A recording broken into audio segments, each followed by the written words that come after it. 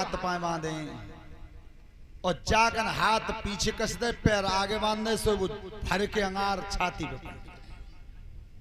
जाओ आंख खुली, अब बिलबिलाने, तब कहीं सुनना नहीं, तुम्हारे संग सोनू ले जाओ और जा हमारे घर हुआ ले जाओ, पर क्या सीमा छोड़ दो, अब नहीं।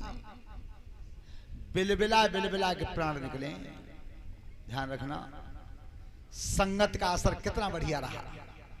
गंगा जी के किनारे वो भजन करते थे, गौकर्ण महाराज तपस्या करते थे, संतों में गिनती हुई, महान में, और इसका कर्म क्या रहा, सो प्रेत योनि में चला गया, प्रेत योनि में। तो इसलिए हमारे महान कवि शिवराम सिंह ने लिखा है अपनी कलम से, क्या उनकी कैसी दुर्गति होगी जिनको प्यारी बेस्या होगी, जिस सगे बाप की नाई भई तो यार तुम्हारी क्या होगी।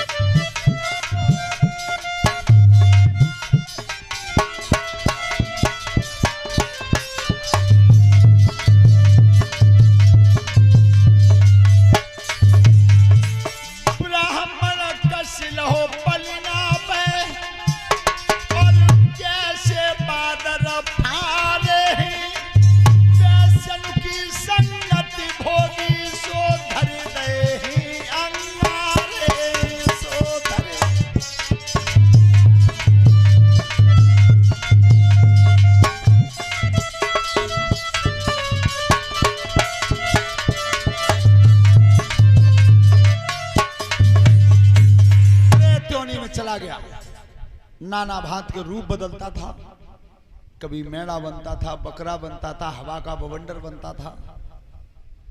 जब गौकर्ण महाराज को पता चला कि मेरा भाई प्रेत योनि में चला गया है, समाधि छोड़ दी, आए 7 गांठ का एक बांस लिया, उसमें अपने भाई का वास किया और गौकर्ण महाराज ने श्रीमद् भागवत कथा कहना शुरू किया। पहला दिन जब समाप्त हुआ, एक गांठ चटक गई, दूसरा दिन फिर समाप्त हुआ, दूसरी गांठ फिर चटक गई। इसलिए सभी प्रेम से ताली बजाते हुए भगवान के नाम का एक भजन बोले। तीसरी बार श्रीमद् भागवत कथा को सुना महाराज परीक्षित ने और श्री सुखदेव जी ने सुनाया। परीक्षित कौन थे, किस वंश में जन्मे थे, ऐसा कौन सा कारण बन गया था जिससे महाराज परीक्षित को कथा सुननी पड़ी। महाराज परीक्षित भी चंद्रवंशी सम्राट थे। चंद्रवंशी नाना भांत की बातें फैलाई जाती हैं समाज में। 22-23 वर्ष हो गई परीक्षित जी हमें कथा कहते हुए। 18 वर्ष तो तुम्हारे गांव पहले कह गए थे, 18 साल पहले। एक ही बात ना मिट पाए कि जैसा कृष्ण यादव है कोई, कौन सी बिरादरी के। पहली बात तो वो ब्रह्म थे, दूसरी बात श्रीमद् भगवत गीता के उपदेश में स्पष्ट लिखा है, अर्जुन ने कहा है कि हे यादव, हे सखे कन्हैया की। दूसरी बात, श्रीमद् भागवत महापुराण के सेकंड खंड में 603 पृष्ठ पर स्पष्ट लिखा है कि श्री कृष्ण यादव थे। ये 2 प्रमाण तुम्हारे सामने बताए। महाराज परीक्षित, यह हस्तिनापुर जो नगर है, यहां कौरव और पांडव, इनमें दोनों में जब कलह रहती थी, जुआ का खेल हुआ हस्तिनापुर में। ध्यान रखना, जुआ जैसा खेल नहीं, अगर हारना हो तो कितना बढ़िया खेल है। 1 लाख को दाव लगाए दो, और पत्ता सूदो पर गो तो लखपति हो, और पर जाए उल्टो। जुआ जैसा खेल नहीं अगर हार ना हो तो, और भाई जैसा संबंध नहीं तकरार ना हो तो,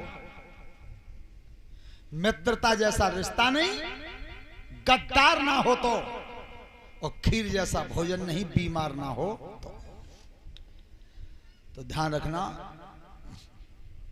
जुआ का खेल हुआ, उसमें पांडवों को वनवास दे दिया गया, राजधानी छीन ली, 12 वर्ष का वनवास, 1 वर्ष अज्ञातवास मिला। वो अज्ञातवास महाराज कमल नयन के यहां पर व्यतीत हुआ। और जिस समय एक सभा एकत्रित हुई कि दुर्योधन राजगद्दी का बंटवारा नहीं करेंगे, तो भगवान ने एक शांति दूत भेजा है। लेकिन दुर्योधन ने मना कर दिया कि मैं एक सुई की नोक के बराबर धरती नहीं दूंगा। तो भगवान स्वयं शांति दूत बने। अरे जिन पर उसने भक्तों पे अपना पंजा रख दिया, बाकी ने दूत क्या नौकर तक बन जाता है वो, पर बनता उसी के लिए जो उसकी तरफ बढ़ता है।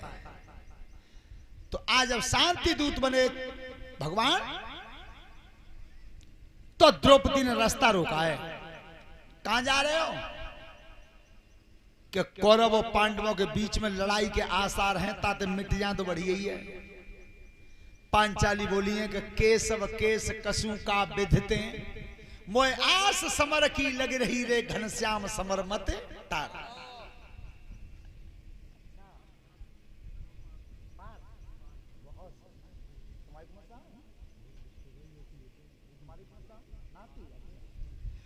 और सब ये 100 रुपए का पुरस्कार, देखिए नाम क्या रखा है, पार्थ।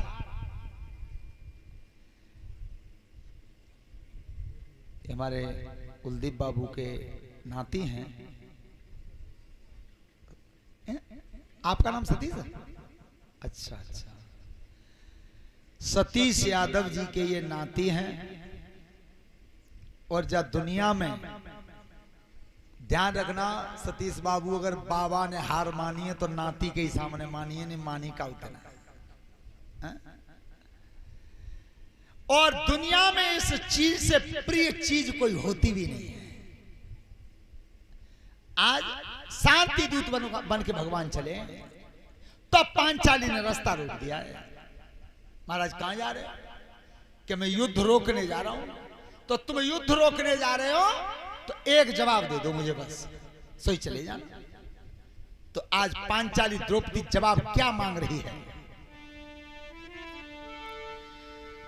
अरे बादन का भूल गए जब सभा जुरी अति भारी रे,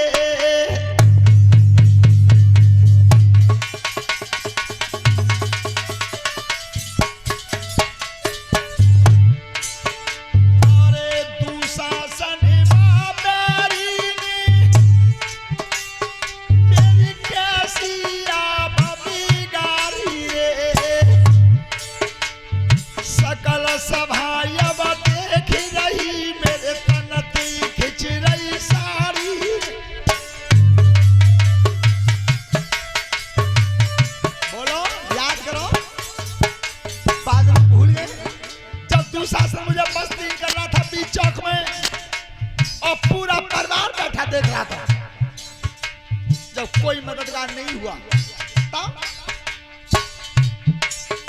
और इकले मोहन से सबचे मिनतुमती रज गुजारी रे, हतिनापुर के बीच चौक में रखिलई लाज हमारी। तुम न होते तो क्या लगता उस दिन? पर मैंने जिस समय दुशासन मुझे नग्न कर रहा था और बड़े बड़े बलवान बलधारी बैठे थे आश्रम में, एक बात ध्यान से सुनना एक पति महाराज जी, दुनिया में दो ऐसे बलवान थे। एक बलवान ने समय का दुरुपयोग कर दिया और एक बलवान ने समय का सदुपयोग कर दिया। दुरुपयोग किया था गंगा पुत्र भीष्म ने, इतने बड़े बलवान होते अगर वो चाहते तो द्रौपदी का अपमान रोक सकते थे, लेकिन नहीं रोक पाए। उसका नतीजा ये रहा कि बाणों की नौका पर सोना पड़ा 58 दिन, 58 दिन। और एक वो बलशाली था जो रावण सीता को हर के ले जा रहा था, जटायु गैल में मिला था। तो जटायु ने सीता की रक्षा करने के लिए अपने प्राणों की बाजी लगा दी।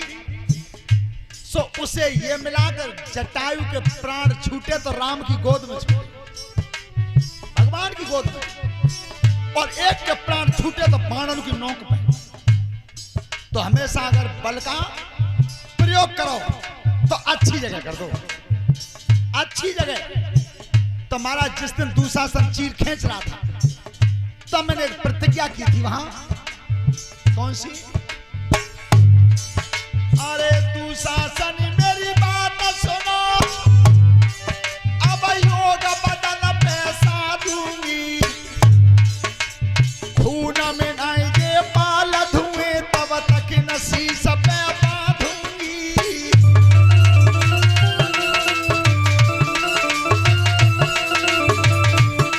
मैंने ये प्रतिज्ञा की कि जब तक मेरे सिर के बाल और दुशासन तेरे खून में धो दिए जाएंगे, खून में नहीं धो दिए जाएंगे तब तक बांधूंगी नहीं, खुले ही रहेंगे। तो मैं कन्हैया एक बात पूछना चाहती हूं, इतना चितो में मान ठाकुर एक परिणाम पेश, शांति का प्रस्ताव धरो, ठाकुर कब बांधूंगी केस,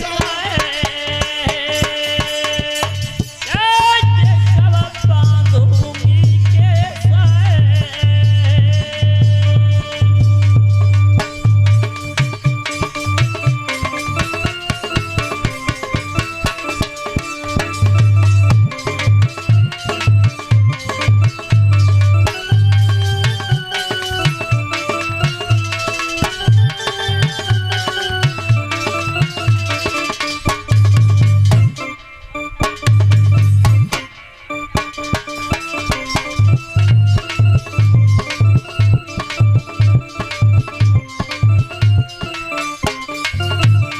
भगवान ने कह दिया पांचाली चिंता मत करो, जा तुम चाह रही हो ताई हम चाह रहे हैं। भगवान चले। और ध्यान रखना, दुर्योधन को जब पता चला कि आज कृष्ण शांति दूत बन के आ रहे हैं, उसने सोचा क्या कि पांडवों का सबसे बड़ा मददगार तो यही है, और अगर काउतरे जी कृष्ण खत्म है जाए तो ये पांडव कितनी देर गुए। कितनी सूची सोच है। अरण्य कांड में गोस्वामी तुलसीदास जी लिखते हैं कि भ्रकुट विलास सृष्टि लय होई और सपने संकट परे न किस होई। एक भौं को पलक अगर पलटा खा जावे तो धरती तो ऊपर के नीचे है जाता, तो तेरी तो औकात क्या है। तो उसने सोचा क्या, योजना क्या बनाई कि जहां पूरा समाज बैठता था 80 गज की खाई खुदवाई है गहरी, उस खाई के ऊपर कच्चे धागों का पलंग बिछा दिया और सोच रहा है कि जाई पे कन्हैया बैठा देंगे, काम खत्म। जैसे ही भगवान पहुंचे तो दुर्योधन ने परिवार सहित अगवानी की है, आओ महाराज। और जो उस पलंग की तरफ इशारा किया, भगवान कन्हैया बोले, दुर्योधन तुम युवराज हो और राजगद्दी के मालिक बन रहे हो, और तुम्हें तनी वकल नहीं है कि गंगा पुत्र भीष्म जैसे, आचार्य द्रोण जैसे, कृपाचार्य जैसे महात्मा और विदुर जैसे महात्मा, ये तो नीचे आसन पे बैठे हैं, वो बैठा रहे हो तुम ऊंचे पे ना। वहीं बैठूंगा यहाँ जे सब बैठे, बस वहीं बीच में कुर्सी बजा करके भगवान बैठ गए, वो ऊंचा आसन बना रह गया। दुर्योधन ने की मामला बिगड़ गया। चलो जितो युक्ति फेल हुई, तब कही के भवन को आदेश करवा दिया कि 56 प्रकार के भोजन बनवा दो, सब जहर के भोजन बन गए भगवान के लिए। तब कही कन्हैया चलो भोजन कर लो। भगवान ने की दुर्योधन भोजन कब किया जाता है दूसरे की चौखट पर? या तो खिलाने वाले के हृदय में प्यार हो और क्या नौता आया हो, तो नौता तुमने भेजो ना, प्रेम तुम वो मानता ना हो। भोजन तुम्हारे यहाँ नहीं खाऊंगा, आज का भोजन ये विदुर महात्मा बैठे इनके यहाँ खाऊंगा। ए जो विदुर को नाम लो, महात्मा की नबज कोनी पे झटका मार गई, 3 दिना तो चूल्हे में आगे ना भैया भगवान आ रहे हैं खानों खाए। ध्यान रखना, अतिथि सेवा सबसे बड़ी होती है। तो आज भगवान जब विदुर जी के यहाँ चले तो विदुर जी पीछे के निकल गए और निकल के अपनी पत्नी सुतपाती कही, फाटक बंद कर, बार द्वार बंद करो जल्दी। अरे ऐसी बात का है? कछ मत पूछो, आज बहुत बड़ा फदियत पर गो। आज जैसे तैसे में घर तक आएंगे और सो भोजन मांगेंगे, है कछु है ना घरे। फाटक बंद, सुतपा ने फाटक बंद कर दिया और तब दोनों प्राणियों ने भजन किया है आंगन में बैठ के। ध्यान रखना यज्ञपति महाराज जी, ऐसा भजन आज तक सतयुग से लेकर कलयुग तक किसी ने नहीं किया जो उस दिन विदुर महात्मा ने किया।